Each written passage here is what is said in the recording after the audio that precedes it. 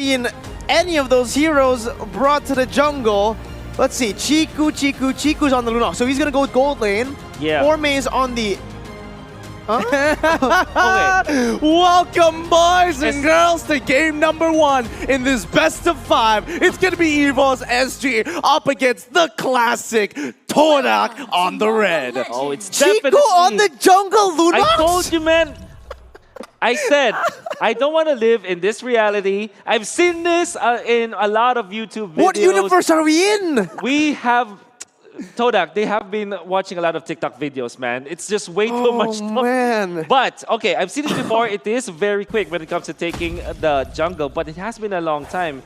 Even Wise also showed this. Whoa, that's actually really fast. He's already done with his purple, and now he's already on Lethal Wanderer. What the heck? Yeah, it's very quick.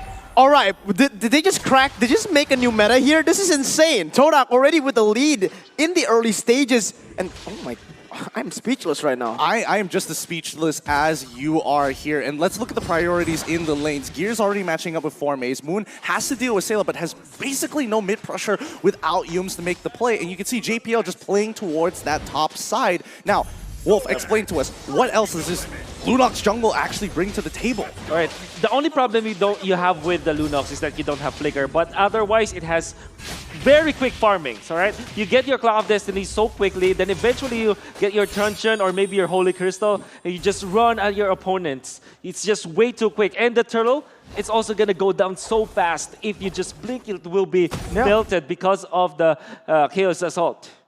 Okay, I see where you're coming from here. I'm level 4. Yeah, that's the thing. He's already level 4. Potato just hit his level 4. He's been level 4 for a full minute, and now they're trying to punish Potato, but Potato already getting a clean combination on towards Moon's side. The trade kill is already there as Yums finds it. What? It's 2v2 so far, but Chiku, guys, is holding on strong, has the second all ready to go. Yums cannot find another pick. That is going to be a 1-for-1 trade for Evos SG and TODAK. All right, wait, another fight though. Yeah, no, I don't think this is going to exactly get the answer that you're looking for, but minute. Adamir is getting close. Oh. He walks straight into the Frost Trap, but Yums has got him covered. All right, firstly, I just want to talk about this Lunox jungle. Let's stay on that point real quick because, yes, very fast clear, but I thought for sure that it would not deal damage here in the early game, but they were able to get a 1-for-1 pretty easily. Sure, Potato did more burst initially, but Chiku, guys, with that Chaos Assault, just huge damage coming back onto him. So even in the early stages, this hero is a menace. Well, let's see how they test the limits. As now it's going to be a 4v4 situation as they start pulling up. Are they going to reset this? No, looks like Potato's able to get it in time. Sailor drops the real wall manipulation. His Formate's trying to get out of there. It's a little too late, but the Brilliance works out perfectly for TODAK's side. They're on the run. Moon cannot disengage. Drops on the Abyssal Arrow onto Potato's side. Chiku, can he get out? He's still managing to hold on, but no, Potato gets his cooldowns back. Double jab to finish off the fight. One of the weaknesses of this jungle Lunox is that it doesn't have access to Purify or to Flicker, and it's badly needing that. That Lunox has been nerfed for quite a long time, particularly in the movement speed. And he moves so slow. You saw how he had to run away from Evos SG, but wasn't in time. Because Evos SG, if you're looking at the heroes, just because of this Rafaela, the rundown from the Singaporean squad is just way too good. So again, it's the same thing coming into this game. Evos SG playing around JPL. Sure, JPL didn't seem like he did anything, but he actually was the one who body blocked that Selena arrow that was almost able to cancel it, but look. Yep, exactly that. JPL now in some trouble. He pulls away as Chiku is able to kind of control the pressure for now, but his positioning is going to be so key. What a great lineup coming up from the Holy Baptism, coming up from JPL. Really hit two people. That's why he was able to just back down. One thing that Evos SG can abuse is this top lane where the Popol and Koopa is. Maybe they can push that lane, force this Beatrix to already burn the Nibiru's Passion or maybe the Rocket Launcher, and then eventually push that top lane outer third energy shield. Seems like they're not doing it though. Well, I mean, it has been a topic that's been scratching my mind. Is it going to be Momo or is it going to be Admir who's going to be actually controlling this lane? Both are phenomenal players. Yep. I want to finish my point that I just said just now. JPL was actually able to body block from the Abyssal Arrow that was already used to cancel the real-world manipulation. So it was actually playing it really well. Again, like we have predicted, the front-to-back composition protecting Sayla. All right, so if they're going to be continuing to protect Sayla for this side, it looks like TODAK has switched their aversion down towards that bot lane and now looking to try and punish Gear. But it is a Uranus, so I guess Chiku just wants to get ahead in farm and is willing to sacrifice this upcoming turtle. there, looking for a way to get a kill and then eventually convert into a turret. However, Evos SG, they have the Uranus bottom lane, so that's a very difficult task. But now for TODAK, they will miss out on this turtle in exchange for a purple buff. For an orange buff, well, but just remember, Passion made possible coming in for the Singaporean tourism board as this turtle goes down. Vertical jungling is happening, but on top side, Momo might be in some trouble as Yumas tries to buy him some time, Way of the Dragon onto Potato's side. That means top tier 1 is going down straight away. TODAK giving a lot of space for Evos SG to move around. Yeah. I always say that if you blink, you'll miss your turret. When it comes to the Popol and Koopa, with the early game push coming out from this hero is just way too good because of the weapon master.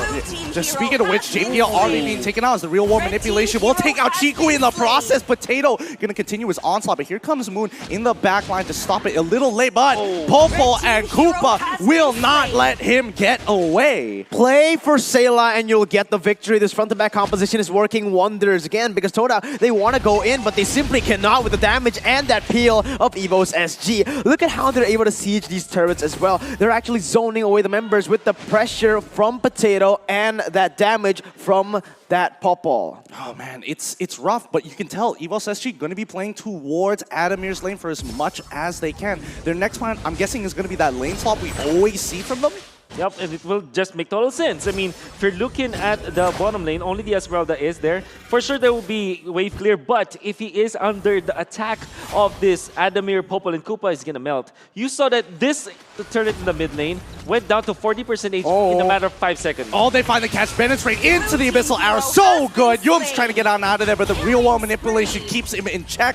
Potato finding the return kill. It's really going back and forth between the two teams. Yeah, roamer for roamer right now, but honestly, for the side of Evos SG, they have the pressure, they have the way to play in this game. 2.7 thousand gold lead will mean that they can chain many more objectives on the line, which they are already, setting up for that turtle in that top side because they have taken away that top side turret. Speaking of that top side, let's see whether TODAK actually wants to contest or going to continue with the vertical jungling like they did before. Yep, it looks like they want to go and try and punish bot side again. Yep, it's just natural because they cannot fight now for Evos SG. They're trailing by 2.8k gold. And for sure, they know that they can't fight now. Yep, here comes the Bandit's Rage once more. Gear is on the run as they crack open bottom tier 1. Potato able to get the turtle, no problem. But in the engagement, looking on that bottom side, Chiku is kind of getting low here. Nothing to be worried about, most people would say. But Formace now caught in the middle, has to use the Falling Star Moon to get over the wall into safety. Mid lane getting thrusted and pressured once more. I like the control that Evos is doing. They're only putting some pressure in the bottom lane, and then majority of it is controlling that top side of the map. Now, again, TODAK, which is they found the pick. That's what they're looking for. They're finding for the big pick. That's why our keys to victory. They got to shut down Yums' hero pool so far.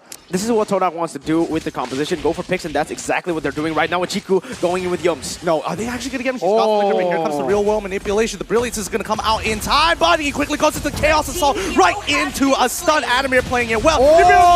Finding them both up, a double kill coming out from Momo's side. Wait a minute. Can they actually go for one more? No, they won't, but they will look to open mid-tier 1. This is exactly what they want to do. Keep on going for the picks, and that's simply going to be another one for TODAK. Nope, it's Uranus. He's got more than enough sustainability. Potato's coming in with a vengeance. Doesn't hit the knock-up strike, but more than enough damage to shove Moon away. Abyssal Arrow stuns him up. Is it going to be the fight? No, Formace does not have enough 2-level lead for Potato. It has to die down. They have to reset.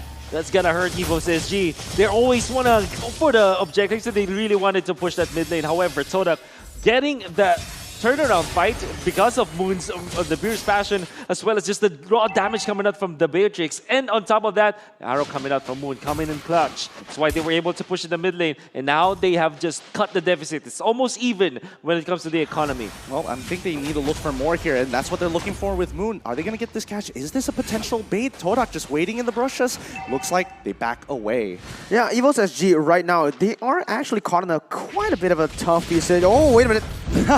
Tuffy situation indeed, but Potato can't finish him up. Still gets clipped by Bennett's rage here. Momo is not going to finish him off. He knows Gear's nearby, but where's the rest of the team? Double jab to get on out of there. Now Momo is caught by Gear, but they find the killing spree onto one. So a single abyssal trap for Maze will walk off. That's so unlucky. Can we talk about Moon right now? He is amazing. He's been on point. And look how TODAK is able to split the map up and go for objectives here. Yep, they've already cracked open the Lord, but Yum's now in trouble. He's trying to get on out of there. There's the real war manipulation, forcing the flicker out of the poor man. Ooh, it's looking tough here, but can they look for any kind of retribution? No. Evos now on the defensive. And speaking of retribution, Chico guys just destroyed that Lord so quickly. Just with that ultimate of the darkness. We know that with the Chaos Assault that deals so much damage against high HP targets.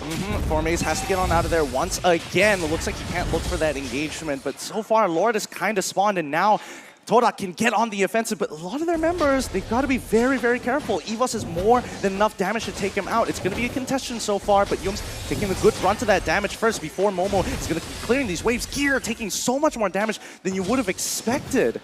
Honestly, right now for the side of TODAK and Evos SG, there are very clear objectives, very clear win conditions for both of the sides. TODAK, they have a lot of pick, but they need to be able to land it onto one, burst one member one by one, isolate their targets. On the other side, they want to go for team fight. Talking about the team fight, they find Gear here. Chico guys goes into Brilliance just in time, and now Yums has to pay the price. Moon finds the initial kill. Gonna be a double for Momo, a triple as JPL's the next to fall. Moon coming in huge. The arrows, give it to him. Give Momo the savage, but no, he has to be satisfied with just a Maniac. The Maniac by Momo, man. That was amazing. But again, that's how they were able to win the fight. They were able to isolate one by one. Sayla popped the ultimate, but there was no follow-up instantly, and TODAK are sieging into the base. Oh man, hopefully that savage is going to be enough, because Momo, he's looking like he's on fire so far here, as now the rest of Evos SG will be able to respond, but they've cracked open an inhibitor turret even though Lord was down. In just 11 minutes, and this is amazing for TODAK as they have taken over the map right now. And beautiful fight, a beautiful start. I mean, not from Evos SG, but then again, the counter engages because of the arrows and because of the damage of Momo flickering forward as Moon was able to outplay Potato with that good crossover. And then eventually he gets the stun as well. Moon with his abyssal arrows and abyssal trap placement, as well as the good crossover. The footwork from this guy is amazing. It's almost like this guy took a picture with me. What the heck is that? Another abyssal arrow is going to connect for Mace, taking a good run to that damage, but now Gear. Oh my goodness, he was in so much trouble, but he manages to get out of Nibiru's passion just in time. Oh, TODAK now developing a good goal lead for themselves, but notice that it's only 3K, and also notice that it's 34 to 38. 42 is going to be a very key point. At this point for Evos SG, you really gotta think, what do you need to do? Because TODAK, they can isolate the members so easily now, just playing the lanes, playing for the siege, and zoning them away from the turrets. Now, it is 70 seconds until the Lord spawns. Oh, just some tauntings going on here, but again, for the side of TODAK, this is what they want, right? They just isolate the members, using the Cho, using the Beatrix, all these damage coming into one person, whereas Evos SG, they really do want to go for the 5v5s, but even then, they need to be this coordinated team. They need to use all their abilities, chain it together, whereas TODAK, they can go freestyle with it. I love how Yums and Gear are just spam recalling both the two youngest players on each of the teams. It definitely feels brothers at war. They have played so many times against each other.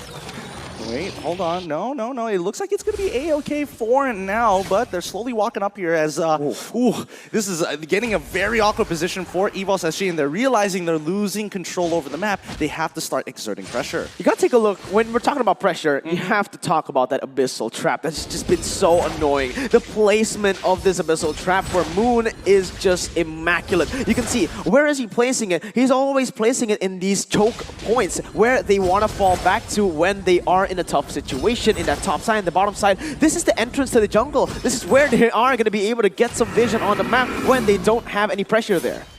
It's the most amount of value you can get out of these abyssal arrows. For Evos SG, they wanted badly to get out of their base, and this is their lineup. They want to go for the early game control, but here, going for Moon. Oh, he just goes down. What? Gear takes out Moon easily, no problems whatsoever. And this is going to be huge for Evos SG, but a good initial stun coming out of Yum so far. Bennett's range going on well, as Chico guys' brilliance is more than enough. Goes into Winter's Truncheon. Yum is able to get the third energy. Kundo and Potato on the run as Momo finds the auto attacks to and put the last nail in the coffin here. Evos SG on the run. JPL finally goes down, and that's going to be an open wave mid. They take out gear. That is going to be it for game number 1. TODAK have taken it away. GG, well played. I feel like for the side of Evos SG, we do really need to talk about how they're able to snowball the game. They had the 3,000 gold lead, but they